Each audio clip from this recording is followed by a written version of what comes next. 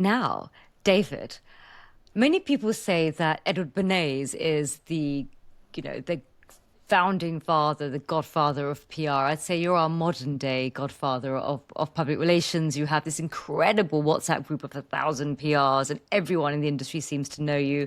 And you have worked agency side. You've also now have set up the most incredible, innovative model, Folgate Advisors. I wanted to understand from you, having been in the PR industry, worked at the highest levels, and you've probably seen that the PR industry rapidly transform and change.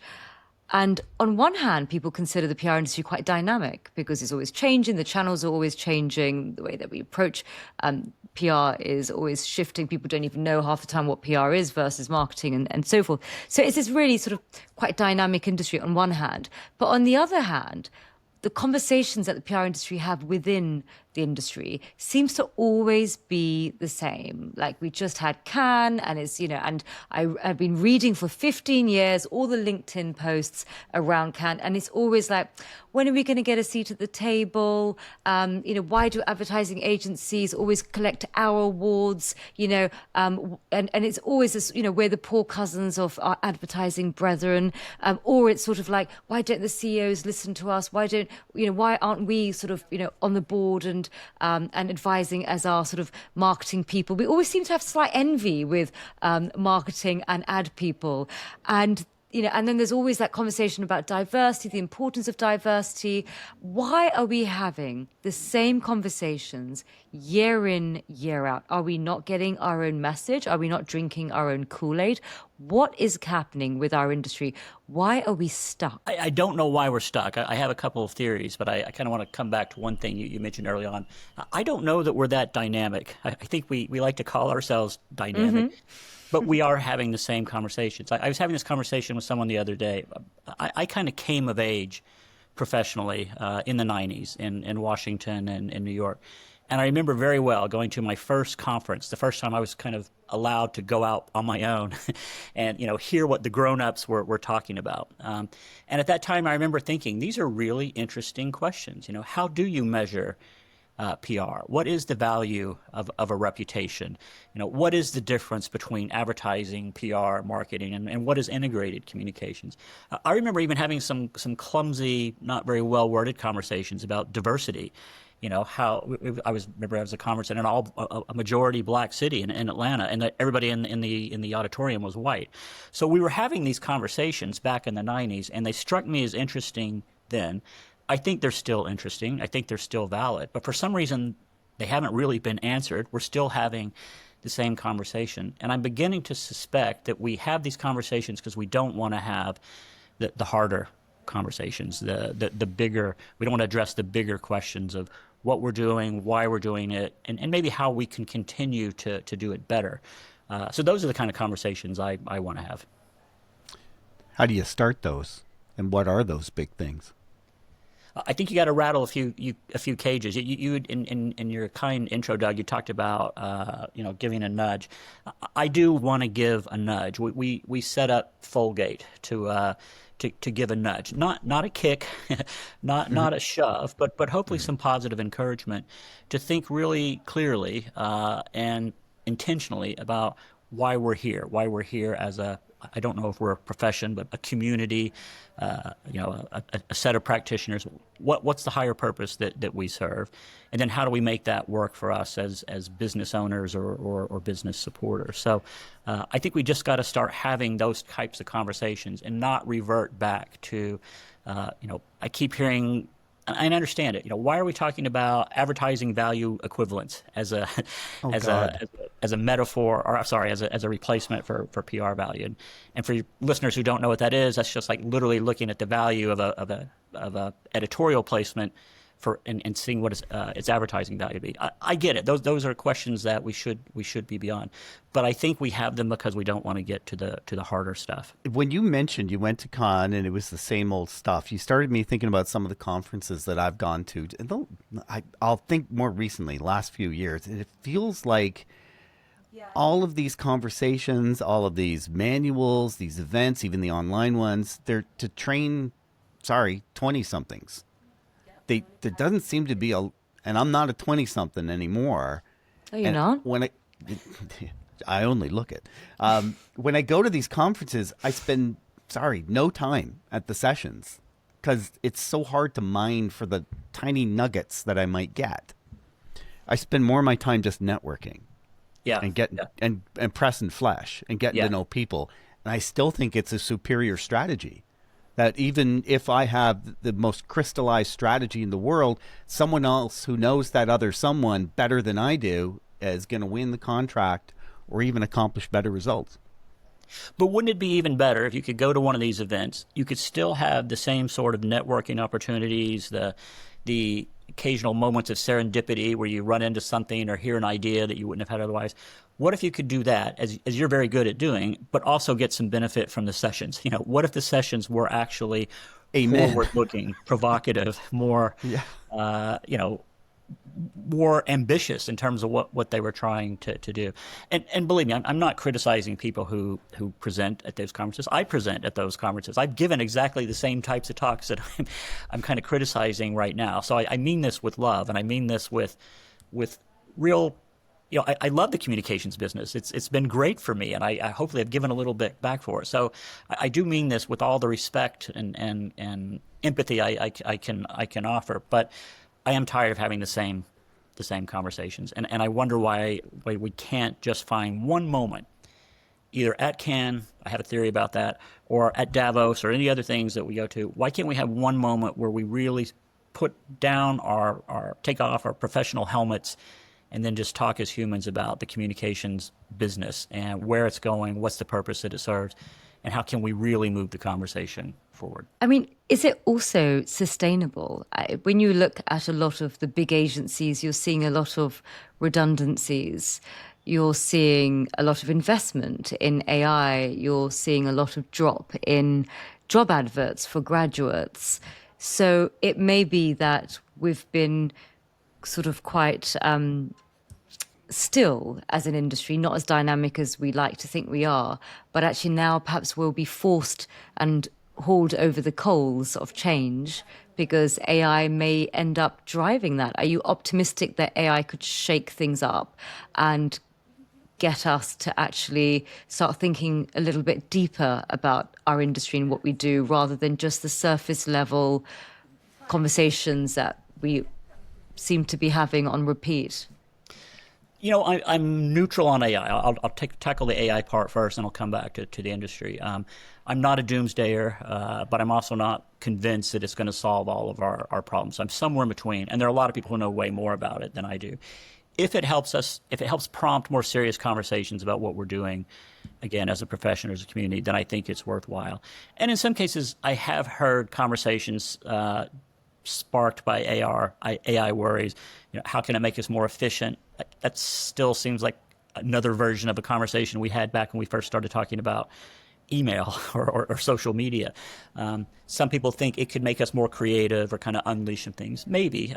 So I'm cautiously optimistic, but neutral about this.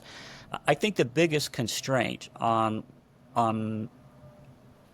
the lack of progress, I'll put it that way, we do not invest as a community, as a region, we do not invest in innovation. There is no real R&D budget in any PR comms related organization. I'm sure there, but I'm probably overstating that. Somebody's going to give me an example where that happens, but it doesn't really happen. Not the way any other profession, business, industry invest. I would say nothing truly transformational has been invented in PR since the press release. I can't think of anything in the last 80 or 90 years that we have led, that we have introduced for our industry and are in service to others that were PR led. We've tried to grab a little bit of good thinking from other people. We've tried to latch on to technologies, but we really haven't invented anything new. What about floating something down the Thames? Yeah, the photo op. Yeah. the Thames related. Okay, two things we've done. And again, I'm overstating the case to make a point. And I think the reasons we don't innovate is because we're not structured that way. Yeah. Big agencies that are owned by publicly traded, publicly held companies, they exist quarter by quarter. So there's no margin really for investment.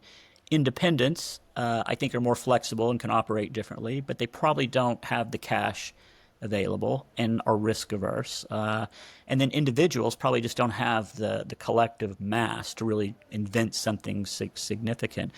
And none of us, as far as I can tell, take advantage of what could be a deep pool of innovation expertise with academia. And, Farzan, I know you're active in your programs. I support programs, but no agency or group that I can see really invest in a relationship with academia, at least in terms of producing, new ideas, new thinking, new intellectual property. So I think we've dug our own pit in terms of why we're not moving forward. We don't have the resources to innovate, and I think we revert to more comfortable conversations. I wanted to ask why. For instance, I came into the industry 15 years ago. I was just blind, and I started over years sort of learning about the history. And I started learning about, obviously, Edward Bernays, and I started learning about how psychology underpinned a lot of his early campaigns. And it was quite sort of science-led, sort of behavioral science before it was a thing. And he would take a brief from a client, he would go and chat to a psychoanalyst, and then they would co-create a campaign that was really based upon the blend of sort of, of public relations and science. At what point did we lose our way? When did we stop that co-creation with science to come up with a campaign and just be rule takers and kind of knock out press releases and annoy journalists by sending it to the wrong ones? It's a great question, and in my own way, I've been trying to kind of dig into that a little bit myself. I've reread a lot of the early Edward Bernays books. It's kind of frightening to read some of it. I mean, it's insightful, pretty dark. it's powerful. It's a lot more resonant than you would expect, even though it was written 100 years ago. It foreshadows things that we're dealing with now, like disinformation and misinformation. Critics have associated it, with literal nation-state propaganda. So it's an interesting read, instructive, but also kind of a little bit scary too. I've also been reading Walter Lippmann in Public Opinion, and he writes about this more from a journalistic perspective, but he talks about the same types of issues, but kind of from a different angle. And there is a real rich intellectual body of knowledge that we can draw from, but I would argue it's not required. There are no, as a profession, we lack a lot of the kind of markers, features of that. There are no qualifications that are required to practice PR. There's no regulatory oversight. There's no way to measure what we're doing as an industry. And I think and I know this isn't popular, but I think we suffer for that in some ways. Of course, I know there are bodies that will accredit and will educate, and that's a good thing. But it's not required. And there's a big difference for that. And I think it undermines, at some level, our confidence, our belief in what we do, or even just our grasp of the underlying theory, whether it's behavioral science or communications theory. Business. Most of us don't have much of an educational background in that. And I do think it comes back to bite us because it makes us a little bit insecure about our right to exist and even more reluctant to explore what sort of purpose we might be here to serve. Yeah, for me, that new pathway for comms is really the human brain and probably behavior. And there have been firms, I can think of two top of mind in the UK, I won't name them, that have focused on behavioral science and setting up connections with academia to try to support projects that way. I, from where I sat, that was a bold frontier. Throughout North America, there are different shops that focus on neuroscience. We take a neuroscience approach, which really I think what they're saying is behavioral science. And personally, my interest is in biological cognitive neuroscience. So not just the behavior, but physically how the brain reacts to things. Just overall, is that a potential pathway to create something new in this industry? And if it's been tried and hasn't flourished, at least yet, is that just proof the market doesn't want it. I'm aware of probably the firms you're speaking of, and definitely kind of that line of thinking. And I think it's valid, and I think it could be, it should be a wider a source of wider inspiration for us. I kind of think that in our world there are the things that go on in our heads, and that's either behavioral or neuro. There's the way our heads connect with each other, and that's probably psychology and sociology. And then really driving this right now is technology. And then there's kind of the business models, whether that's PR, advertising, journalism, social media. Those are kind of just the business mechanisms. And I think we focus way too much on the business mechanisms and probably not enough on the flesh and spirit and wiring that the other domains kind of represent. And I think if we can come together with more holistic thinking across all of those domains, we would do something better. But Farzana, you asked kind of where did we kind of lose sight of that? My personal theory is that when we began to specialize, when the initial set of agencies, firms, which were founder-led by some arguably brilliant, at least wide thinkers who were probably covering all of those domains at that time, when those businesses started to build for scale and build for profit, they went down a normal industry development route and they started to specialize. And as they specialized, the people practicing it kind of lost sight of where they had come from before, or what the real foundations were. So I speak to brilliant practitioners and students all over the world, and most of them have little idea of the history. And I don't want to limit it just to the history, but even just the pathway that we've been on. And I just find that to probably be one of the reasons why I think we're not pushing forward. We just don't have frankly, the intellectual foundation or the confidence that might come with some sort of qualifications, and we're not prompted to have those conversations otherwise. So it's not going to happen. It's not going to happen, on its own. I think we're also full of reasonable people. Managers and VPs at the highest level are not willing to take risks because it's not what's accepted by the CEO and the board. Therefore, they are reasonable. They do what's expected. You want more people to be unreasonable. 100%. And thank you for saying that. And actually, just also tying it back to your question, Farzana, I don't think that AI is the biggest risk we're facing in the PR business. It may be the biggest change agent in human history, in which case PR will be a little bit irrelevant. So I can't really worry about the direction of the course of human events. But within the foreseeable future in our business, I think the biggest question we have that we need to answer is risk aversion. And to your point, Doug, we are very risk averse. And if you're going to look at historical figures like Edward Bernays, they were not risk averse. They're the ones who were setting, not just responding to cultural moments, they were actually establishing cultural moments. We haven't had too many moments in our history where we've been able to actually say, this is a cultural moment that we have created, and then we're going to help you either take advantage of that from a business perspective or communicate that from a political perspective. We just really haven't been able to do that. And I suspect it's because we became more technicians and focused on business outcomes than on actually creating moments of social or cultural, even political relevance. Yeah, I was just astounded that when I came into the industry, it was just events, a few award submissions, and pitching to journalists who ignore you. And when I started looking at the history, I thought, God, that was really fascinating back then, how they approached it. And I thought, why are we approaching it in this way that is just not as fun?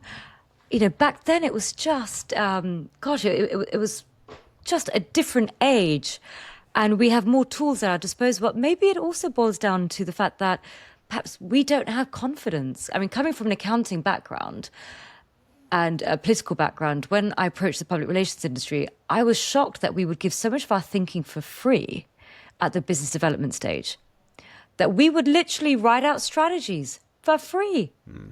And the tactics is what we charged, and that was post-contract. But pre-contract, we would give all our strategy away, our research, our strategy, our planning, all for free. And I thought, what an odd industry that they give their strategic thinking for free, which is arguably high value, high margin work, and they would give their tactics low margin, sort of chargeable.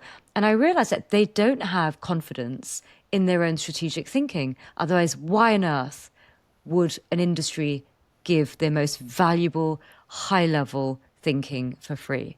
Yeah, that's a huge question for us. And to be fair, that is one of those questions that comes up at every conference as well. Yeah. And I don't know what the answer is. But I have been curious about Charge for it.